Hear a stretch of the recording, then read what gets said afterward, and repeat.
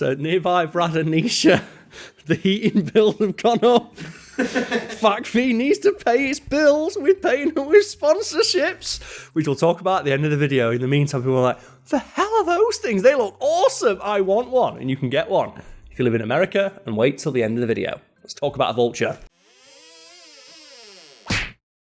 As we've discussed before, contrary to popular opinion, vultures are remarkably clean creatures that play a crucial, albeit unsavoury role in the ecosystem, that of an organic dustbin. I can't think of a better way to describe it than an organic dustbin. By which I mean they remove carrion, and perhaps more importantly, disease from the environment in which they live, which is partly due to the vulture's uncanny ability to eat batteries and poop bleach. Just to be clear, none of that is hyperbole. It is in fact... True. No, none of that's hyperbole. Can you imagine that after 1,000 fact figures? You know, I just make stuff up. None of that's hyperbole, and it's in fact downplaying the strength of a vulture's stomach acid. So, do you know much about the pH scale, either of you guys? Not really. You're nodding. Why not? Do you know? Oh, I don't know. But you know, like, the lower it is, the more acidic something is, the higher it is, the more alkali something is. Yeah, around 7-ish on the pH scale is around neutral, and then the lower you get, the more acid, the higher the more alkali. Long story short, like, the closer to like 0 or 14 you get in, the worse the substance is. Just do not go near it. And do you happen to know what the average pH of your stomach acid is? And keep in mind, stomach acid can reliably eat through metal very slowly, but it can. So, like, if you ate a penny, for example, your stomach acid would eventually dissolve through that. Say 2 or 3. It's around 2 or 3, yeah. And it can go a bit lower than that, it can go a bit higher than that based on your diet. And there's like a fun thing about your body of that, just the stomach lining, which is only just about that thick. It can stop this highly corrosive substance from eating through the rest of your organs, which is why, for example, you're advised to brush your teeth after you vomit, if not for the fact to get rid of the taste of the vomit, because it can literally eat through your teeth. I heard something about recently actually. You're not supposed to brush your teeth after being sick. Well, do you know what? That's true. Do you know who said that? People who smell that sick. It's also as well why being shot in the stomach is supposedly the most painful way to die, because it just causes your stomach acid to leak out into the rest of your organs and melt them all. So how come when I throw up, it isn't like alien blood and it goes through all of the floors? Well, if you wanted to get acid that was that corrosive, it would basically have to be a hair above 0. And just so happens that a vulture's stomach acid is around 0 on the pH scale, which doesn't sound like a big difference, does it? Of human stomach acid can go from 1 to 3. But to remind everyone, the pH scale is logarithmic, which means that a vulture's stomach acid can be anywhere between 100 to 1,000 times stronger than the stomach acid of a human, which means that it can basically dissolve anything. And when I say anything... the floors of a ship. No, it could, yes. Very slowly, but it could. And this quirk of the vulture's biology has seen them referred to as what's known as endgame hosts for things like parasites and diseases, because while a vulture is not immune to things like disease or virus and illness from eating gone-off food, its stomach acid is so potent that nothing can survive in there. So a vulture can get sick, but it can't get sick from eating bad things, because the thing will almost immediately just be dissolved to nothing by the time it hits its stomach before it can hurt the vulture. And as a result, vultures are known as being, as mentioned in the intro, a very important part of the ecosystem, because they clear away carrion, which is often a vector for disease, but not when a vulture's knocking about, because the vulture eats it, all the disease goes into the vulture just deletes the disease and poops out nice, clean, bleach-like poop. Is that where you're supposed to correctly dispose of batteries then? Well, do you know when I said, my intro was not hyperbole, that a vulture can eat a battery and shit bleach? Because battery acid is very corrosive, but it's nowhere near as corrosive as a vulture's stomach acid. So a vulture could, if it wanted to, eat a battery and be fine. You're thinking, well, surely the other stuff in a battery would hurt the vulture? No. Because vulture's stomach acid is so corrosive, they can basically break down anything. And whether that be, just diseases or solid objects, which allows them to eat and gain nutrients from things other animals cannot, such as bones that have been baked as hard as concrete in the desert sun to rocks covered in blood. So if there's a rock on the floor that an animal's bled on, the vulture can eat that, gain the nutrients from the blood, and then just still, So you can get away with the perfect crime Beat somebody over the head with a rock and get the vulture to eat it. Well, that's why there is like those cultures in India, I think it is, where they have the open air burials, where they just leave them to the vultures. Yeah, because the vultures will pick away at everything, and they will everything gets dissolved in the vulture's stomach. I remember when you told me about sky burials, and we mentioned it in a previous video. I think it was about vultures. Yeah, vultures. Yeah, I watched one because I was like, oh, it's for research. Terrifying. Bad idea. No. And vultures are very highly specialised for this one very specific task. For example, like there'll be a picture of a vulture behind me. You might notice it's got a big bald head. Do you know what that is, Brad? You must know. Is it because they have male pattern baldness, like some unfortunate people in this world? No, it's because their head needs to be uncovered because they shove it all the way inside of animals. And one of the first... That's why I've got it! And one of the first things a vulture will do upon finding a piece of carrion is it will shove its head inside of the animal's anus. That's going to my Tinder profile. And you think, well, that's bad, but the vulture can eat anything. Like, you might think eating the literal stomach contents of an animal that's long dead. Like, basically, eating the poop of something that's already dead sounds like the biggest recipe for, like, any sort, like, the most disease ever. Vultures can eat that no problem. Experts were like, well, how much crap could we feed to a vulture before it got sick? And the answer is, we don't know. Because scientists have just laid out meat for vultures that has been laced with everything from anthrax to rabies.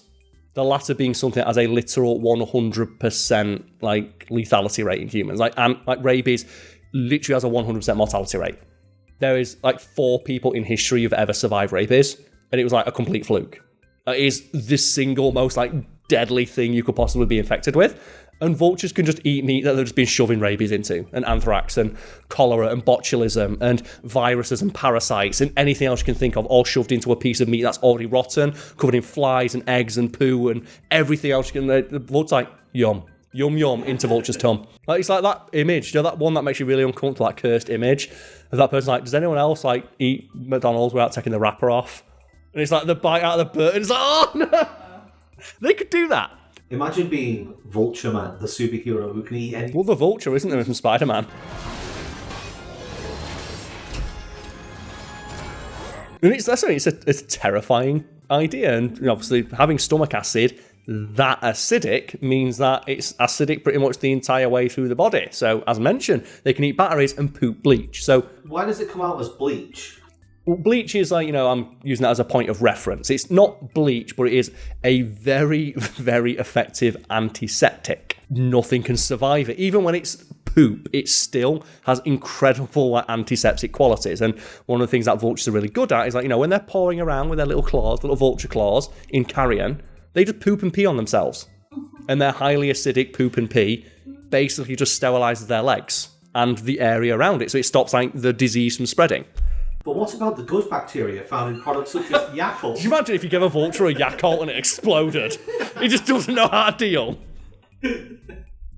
Oh, I love those adverts where they're always like, it's full of 99.9% good bacteria. If you gave a vulture a Yakult, it'd explode. Do you know that rumour of like if you feed like a seagull, like, what is it called? Alka-Seltzer. Oh. That is that old like wives' tale. If you feed them to pigeons and birds, they'll explode, which is not true. It doesn't happen. I always thought that was rice. If you give rice to a pigeon, they blow up. No, that's also not true. What? I've believed that my entire life. Do you know when they say you go to a wedding? Yeah, you go to a wedding and they say don't throw rice because the birds eat it. That's just something they had to make up because the real reason is it's a real ball ache to clean up rice. And then when it rains, it becomes bigger rice. Well, it's a ball ache. People in high heels keep tripping and breaking their ankles and suing churches on it. And the birds do eat it, but then what... But what do you think the birds do, Brad? What do birds do when they're in a big area? Like, a church with lots of, like, stonework and graves? Shit everywhere. Yes. And what the idea the brides are suing Uncle Ben because there's rice everywhere. No, they sue the churches. Because I know. So if everyone's ever heard that of, like, don't throw rice, it's bad for the birds, it's like, no, it's actually really good for the birds, and they love it, and then they go shit on the stonework in churches, and they don't want that. I told the story a few years ago, but can I tell it again of my friend who put raisins in that guy's hood? Can I tell that story? Do you know that one, Nisha? I might do. Okay, so it was an old friend of mine, Adam. He's China Adam. He lives in China now. Hi, China Adam. And he went to like a zoo once with this guy who was terrified of going into the bat house. And what they did before they went in is they just put a bunch of raisins in his hood. And before he got in, like, he was petrified. He would not move. He was stood outside like the bat house, and they had to go up to him and tell him, "Look, the bats, they're more scared of you than you are of them. They will not come near you. They're fruit bats, by the way, anyway, so they're not going to hurt you. They're not vampire bats. They only eat fruit, and you're not fruit. Also, they've got sonar and echolocation. They won't go near you. And apparently it took them like a full 30 minutes to convince this guy to go in that it'd be okay. And the second he went in, 50 fucking bats flew directly at him, at which point he pulls his hood up to try and get rid of them. The raisins fly everywhere. Which was, oh, they're shitting on me, and runs out, and he had like 4 bats stuck in his hoodie. And Brad, earlier you mentioned the alien from Alien and its highly acidic blood and its ability to use it in an offensive and defensive manner. Vultures do kind of do that, because they are seemingly aware that their poop, their pee, and their vomit is incredibly unpalatable to almost every animal that they would encounter. And one of their natural deterrents, besides just, only hanging around near carrion, is to violently shit and piss themselves all the time. So they're constantly covered in this stuff that's very noxious, almost impossible for another animal to eat. But also, if an animal wants to try some and get a bit too close, they have the ability to projectile vomit. At least a couple of feet. And keep in mind their vomit is stronger than battery acid, and they aim for the eyes. I just have this mental image. You know the shot in the 2014 Godzilla when he gets rid of that creature by doing the thing into its mouth? What's it called? His breath. Atomic breath. Atomic breath, yeah. When he does that, I'm picturing a vulture pulling open someone's mouth and vomiting into it. When you play Metal Slug and you turn into a zombie, and instead of a grenade, you get the vomit cannon, that's the screen clear vomit.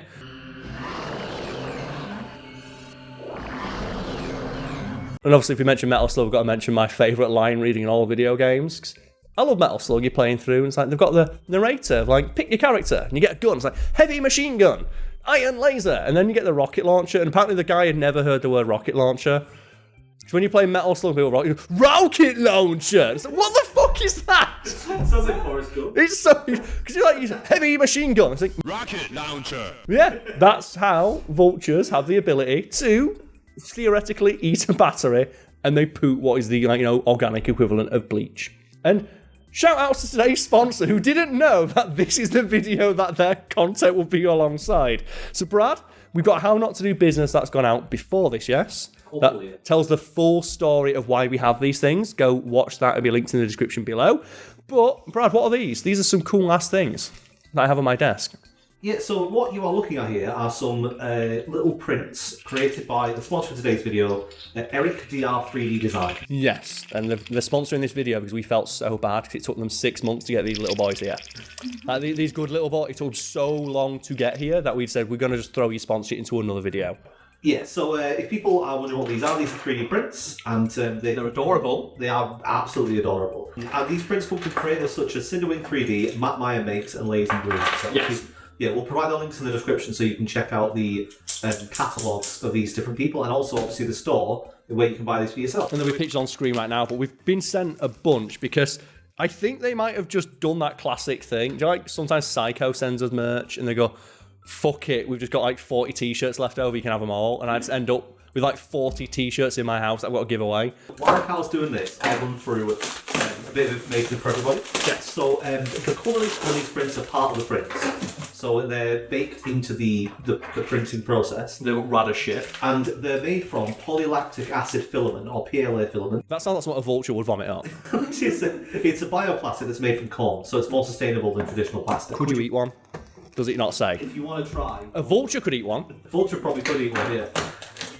And they can take custom orders on request, so if there's any item you see in one of the catalogues of the artists that you want, yep, you can have it. The price will depend on the time and the cost. And you told me how much one of these things cost, and I was like, no. They're surprisingly cheap. Like $10 to $15 for something that you are going to have, and I guarantee you, this is a conversation starter. Because Nisha was like, when she was, we were in the box, she's like, oh! This is a great gift for someone out there who loves their cute little animals. And speaking of which, I've got some more here. Yep, so if you do want to get some of these, as Karl is revealing them, that one looks big. Oh, wow. I can't tell what this is. I know what that is. Do you know what this is? This is one of the ones we asked for. You asked for one of the biggest ones. No, this is the one Nisha one. Oh, this one Nisha one, is it? I think so, yeah. So if you want to get one of these for yourself, there's a coupon code you can use, which is I love Karl's Wood.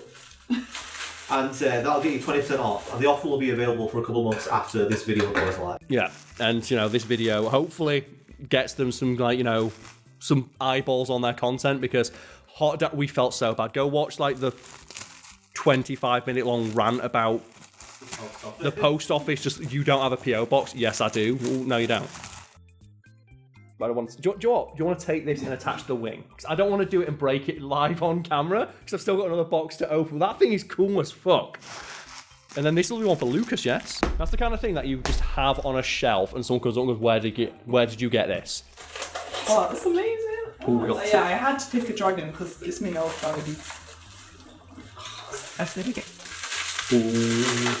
Oh, cool, pumpkin dragon. So I guess that's the other half of the pumpkin dragon. Oh, this one's got a little smile lizard. Oh, it's like a little gecko. Oh, boy. It's got a friend. Nisha, you go show Nisha the face of that one. You tell me that's not friend shaped. I'm surrounded by so many cool objects right now. Well, thank you to today's sponsor. We can only apologise it took this long to fit one into a video. It's messy. Cheers to everyone for watching at home. Go check out the links below. Thank you as always for watching, and go out there and have the day you all deserve.